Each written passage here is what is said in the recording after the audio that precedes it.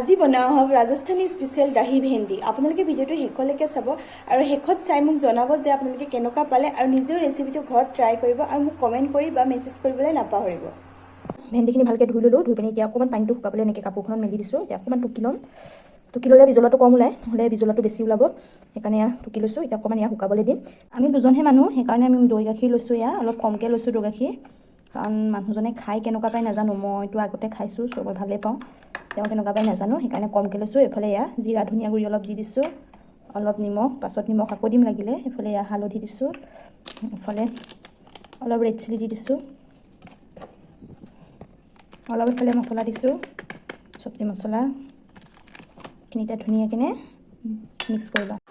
ভেন্দিখিনি মই অলপমান ফ্ৰাই কৰি ল'ম যাতে কেঁচা ভাৱটো নাথাকে। তাৰপিছতে মই পিঁয়াজখিনি ভাজি ল'ম আৰু মই ইয়াত ব্যৱহাৰ কৰিছোঁ কণ বিলাহী। আপোনালোকৰ যদি ডাঙৰ বিলাহী আছে আপোনালোকে ডাঙৰ বিলাহী ব্যৱহাৰ কৰিব পাৰে। মোৰ ইয়াত এভেইলেবল নাই, চ' সেইকাৰণে মই কণ বিলাহী ব্যৱহাৰ কৰিছোঁ।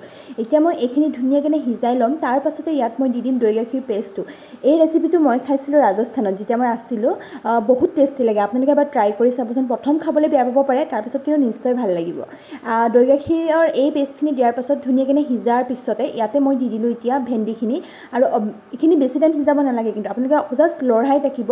লৰাই থাকিলে কি হয়, ইয়াৰ যেতিয়া পানীটো নাইকিয়া হৈ যাব দৈ গাখীৰ, তেতিয়া আমাৰ এই চব্জিকণ খাবলৈ ৰেডি হৈ যাব। এয়া চাওকচোন কি টেষ্টি লাগিছে ন খাবলৈ। আপোনালোকে ট্ৰাই কৰিব দেই।